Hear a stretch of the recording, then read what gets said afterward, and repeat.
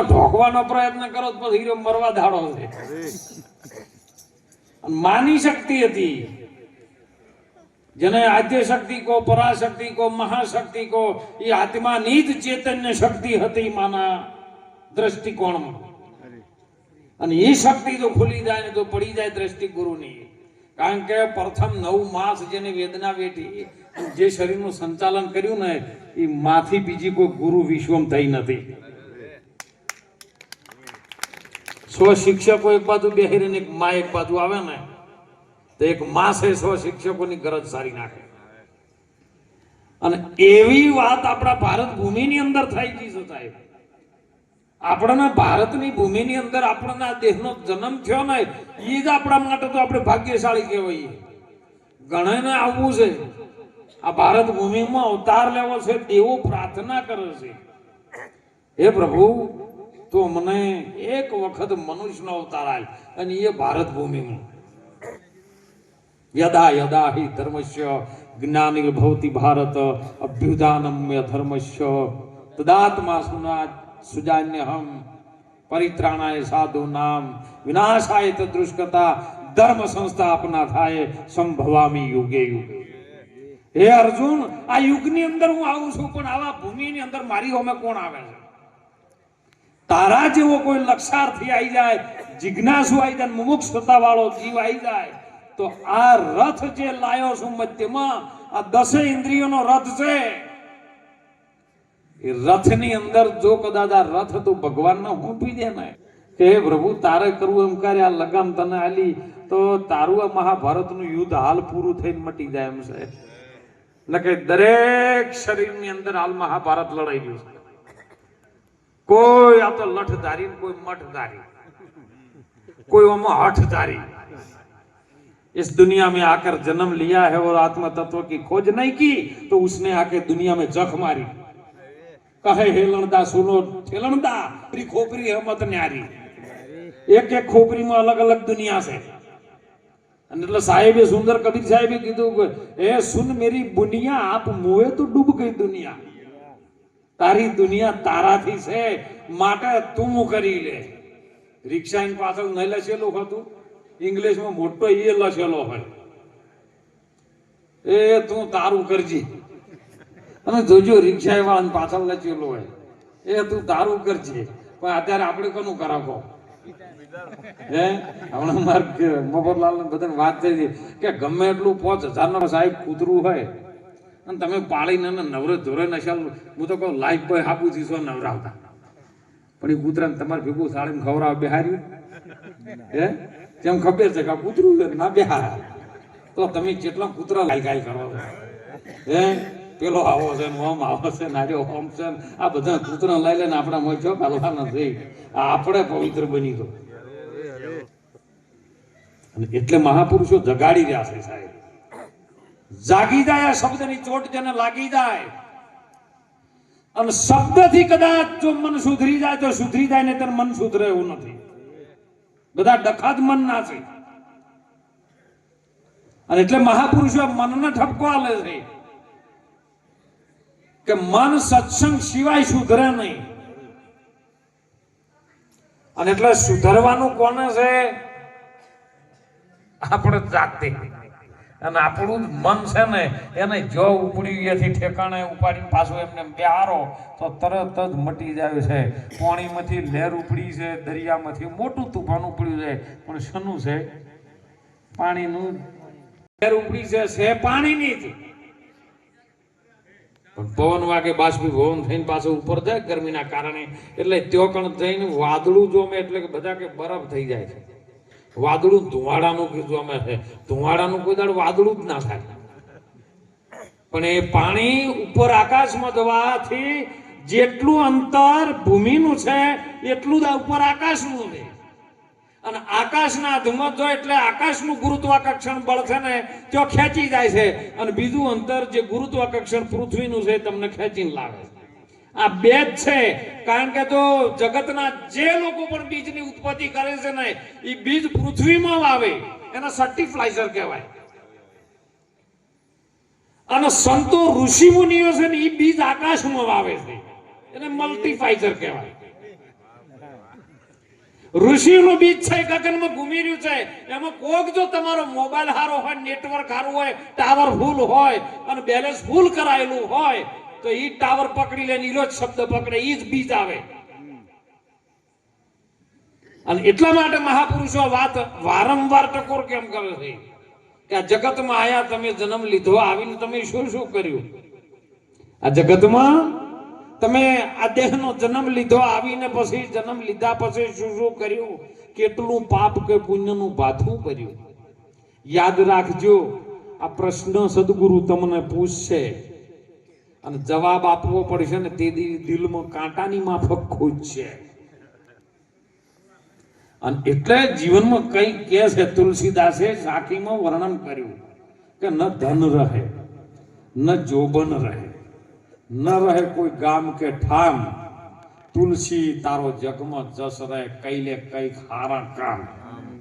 કોકના ભલામાં જો આપણે ભાગીદાર બન્યા હોય, કોકના સારા કાર્યમાં આપણે કદાચ અગળીએ થઈ હોય અને ઈ કાર્ય હારું તમારો બેડો પાર થઈ જાય. આ ભવસાગર ભરેલો છે સાહેબ, ભવસાગર ભર્યો છે. ભવસાગરમાંથી તરવા માટે કાયા રૂપી એક નાવડું મળ્યું છે આપણને. આ નાવ છે ને એને ચલાવવા વાળો સદગુરુ પરમાત્મા ચેતન્ય, જે અંદર શક્તિ જેની છે એને સંતોએ આત્મા કીધો છે. અને એ આત્માની ઓળખાણ મીરાબાઈએ કીધું કે આ આત્માને ઓળખ્યા વિના લખ્યો રહ્યા છે નહીં મટે. બધી ભ્રમણાઈઓ પડી છે, એને ભાગ્યા વગર તારા ભવના ફેરા નહીં ટળે સાહેબ. અને એટલે મહાપુરુષો સંતો એનો અનુભવ કર્યો આપણ જોડે. હમણાં સુંદર વાણીમાં વાત આવી સાહેબ, મન બોધી ધરતી, પવન બોધી કાયા. મનથી ધરતી બોધી છે, ધરતી માયા મન બની રહી છે. શરીર જ મોટી માયા છે, બીજી રૂપિયા પૈસા ભેળા કરવા, નોકરી ધંધો કરવો એ માયા નથી. એ ન હોય તો વિવેક ન થાય, અને એ ન હોય તો સગવડ ન થાય, ને એ ન હોય તો હગવડ કોઈ ઘેર ન આવે. ગામમાં શેઠ હતા કે કોઈ દાડો કોઈનો રૂપિયો માથા પાછો દોનમાં પૂનમાં કોઈ દાડો ધર્મના કાર્યમાં વાપરે જ નહીં. સાધુ સંતો મહાપુરુષો બધા આવે પણ કાકો કોઈને હાલે ના. એક દાડો એક ખાખી માચમાં આવી ગયા, બાપુ નમો નારાયણ, આદેશ. કે બાપુ આદેશ, આવો આવો. 1 રૂપિયો લાવી લાગે કે કોઈને હાથ ભેટી માલ્યું નહીં, તમે જતી હાલું હોય તો જેટલાય તમારે જેવા આયા ને જેટલાય ગયા, રૂપિયો હાલો એમ નહીં. બાપજી આમ ચી નાપીને બોલ્યા કે જાતને પોત દાડી તારું મોત છે. મને ગભરાટ ચાલુ થઈ ગઈ, મારું હાથ હોય છે. અને હકીકતમાં મહારાજ બન્યું હું પોત દાડી હારે મરી ગયો. હવે બધાને લઈ તો આવું પણ સમસા નથી. આખું ગામ રાજી થયું, સારું કર્યું અમે કોઈને હારા કોમમાં વાપરતો નતો, પણ હવે સમસાન સુધી પહોંચાડો. અને એ સમયે પહેલા જ હાલમાં તો બધું હવે પેલા લોઢાના રૂપિયા આવ્યા છે, પણ એ સમયમાં ચાંદીનો સિક્કો અને દહીં મૂકવામાં આવતું મોઢામાં. કેમ કે એ લાશની અંદર ખોટા વિચારો હોય, જીવતા જે વિચારો હોય ને એનું પ્રદૂષણ જે ભરેલું હોય ને, અને અગ્નિ પ્રગટ થાય એટલે પ્રદૂષણ નીકળે ને બીજાને હાનિકારક ના થાય ને, એટલે દહીં અને રૂપિયો ચાંદીનો સિક્કો મૂલે એટલે એનું અંદર રાસાયણિક પ્રક્રિયા પેદા થાય અને જેથી જીવન આ વાવા શુદ્ધ થાય. એટલે રૂપિયો ચોદીનો મૂક્યો ને દહીં મૂક્યું. મહારાજને એમ થયું કે મારું પોતાને છે મરી તો ગયો, આપણે જવું પડે. મહારાજ આયા કણે શેઠ મરી ગયા કે હા, સમસમ સુધી પહોંચાડ્યા. સમસમ સુધી ગયા એટલે બધા કે બાપુ અમે તો આવો પણ તમે કેમ આયા? કે શેઠનો નિયમ સારો હતો. મને એક વાત ઉપર એને બહુ આનંદ આવતો કે એનો નિયમ સારો હતો કે જેમ કે એની પકડ હારી હતી, કોઈને હાલ્યું નહીં. એટલે મારે એક ફેરો એની લાશની કોરી મોરી ફરવો હશે. બધા ગોમવાળા રાજી થઈ ગયા કે મહારાજ ફરો. મહારાજ જે લાકડા ખર્ચેલા ઉપર લાશ હતી ને દીધો ને કોરી મોરી ફેરો ફરી, અને મહારાજને એમ કે આ બધા એક બાજુ અળવા થોડું ઘણું આગા પાછી દ્રષ્ટિ થાય ને એટલે મોઢામાંથી પેલો રૂપિયો કાઢી ગયો. આ કશું લઈ ગયો નહીં, મારો રૂપિયો ચાલવો એમ. બધાની નજર દ્રષ્ટિ આગા પાછીથી મહારાજ ફેરો ફરતે ફરતે જે મોઢા પહેણ આયા અને મોઢામાં મોગળી ગાલી રાડ પાડી ગયા મહારાજ. કે બાપુ શું થયું? જોવું તો 2 ઓગળીઓ તોડી નાખી. મર્યા પછી કોકની ઓગળીઓ તોડી નાખતા હોય એ પરમાત્મા માટે શું કરી શકે? એટલે સંતોએ કીધું કે ન ધન રહે જોબન રહે. જોબન એટલે શરીરનું આ જે પણ જવાની છે ને એ રહેવાની, ધન પણ નથી રહેવાનું, સત્તા પણ કોઈની કાયમી રહેવાની નથી. ન ધન રહે ન જોબન રહે, ન રહે કોઈ ગામ કે ઠામ, તુલસી બસ જસ રહે કરી લે કંઈક હારા કામ. આવા સારા કાર્યની અંદર કંઈક ધનનો સદુપયોગ થઈ જાય ને તો સમજી લો કે તમારો જસ રહી ગયો છે. અને એટલે મહાપુરુષો કેવલ આપણને જાણવા માટે આપણે કોણ છીએ ને હરિ કોણ છીએ બસ એની ઓળખ કરાવે. હરિને તમે બે જુદા નથી. આપણે બધા અહીંયા બેઠા છે, નીચે પાણી છે, પીવું હોય તો શું કરવું પડે? બોર પાડવો પડે. પ્રતાપભાઈ, બોર પાડો ને એટલે બોરના પૈસા લાખ કે 2 લાખ કે 3 લાખ જોઈએ મફત લાખ. પછી પોણી આવે કે પોણીના પૈસા હાલવાના, બોરના હાલવાના? પોણીના પૈસા આપણે હાલવા પડે. વચ્ચે આવરણ હતું ને એના કાઢવાના પૈસા તમે હાલો રિંગ વાળા. પોણીના પૈસા કોઈ નહીં હાલવા પડતા. એમ સદગુરુ મહારાજ આ જીવાત્મા ભગવાન કૃષ્ણજી ગીતામાં કહે છે જીવ મમ વિનાશી. એ જીવ તો મારો અંશ છે અર્જુન, જીવ મારો આત્માનો અંશ છે, એ અવિનાશી છે. પણ એની ઉપર માયાનું જે આવરણ પડી ગયું છે ને એને કાઢવા માટે આ મનને સત્સંગની જરૂર છે. માટે તું કહે છે કે તું કોઈ તત્વજ્ઞાની સંતના શરણે જા, વાતને જાણ. અને ગંગા સતી ધર્મ માતાએ જ વાત કરી, જાણવા જેવી વસ્તુ અજાણ છે. બધાને જાણે છે પણ જે વસ્તુ જે આપણી ભીતર ઠસો ટચ ભરેલું છે એ વસ્તુ અજાણ છે. આપણાથી ને આપણાથી જ અજાણ છે. જાણવા જેવી વસ્તુ અજાણ છે. પાનબાઈ પનમય વાત નહીં સમજાય અને અધૂરિયાને વાત નહીં કહેવાય. તમે માન બડાઈ મૂકીને આવો મેદાનમાં અને જાણી લ્યો હે પાનબાઈ જીવની જાત, જાતિ સજાતિની તમને પછી જુગતી કરાવી દઉં, બીબે પાડી દઉં બીજી. પછી પાનબાઈ ભાત પડી જાય ને તો સત્સંગ રસ છે અગમને અપાર. જુઓ કેવા કેવા રસ છે. કોઈ આવે, કોઈ કરુણ રસ આવે, કોઈ પ્રેમ રસ આવે, કોઈ આનંદ રસ આવે. અને આર્યો સત્સંગ રસ. સત્સંગ રસ અગમને અપાર છે પાનબાઈ. કોઈ આમાં પીવે પીવણહાર, કોઈ પી જાય. આ તો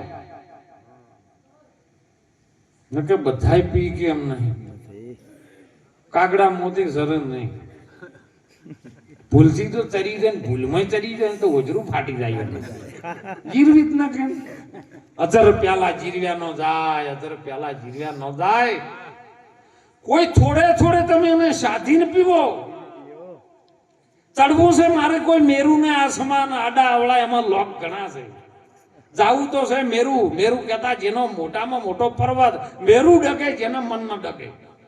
મેરુ થી મોટું મન છે અને મેરુ ડકે પણ મન ન ડકે. ભાગલે ભાગી પડ્યા બધું પ્રમાણ. વિપત્તિ આવે ને વણસી ના જાય. સોહી જન હરી ભક્તિ કર્યા ના પ્રમાણ.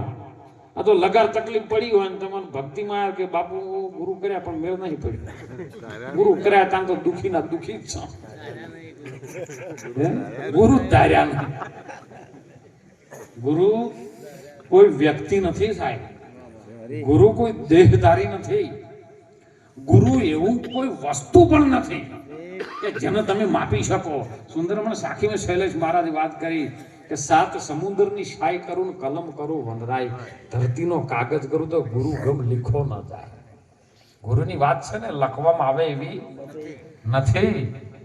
અને મહાપુરુષે રૂખડિયા ભાવે પણ કીધું વાઘનાથના ચરણે કે શરીરની ખાલ પડાવું, એની મોજડી સીવડાવું, એને સોનેરી રંગ ચડાવું, ઝીણા ઝીણા હિરલા ટકાવું અને એ મોજડી મારા ગુરુને પહેરાવું તો ગુરુના વચનના તોલે ના આવે સાહેબ. હવે આપણું ગુરુ મહારાજને શું કરો?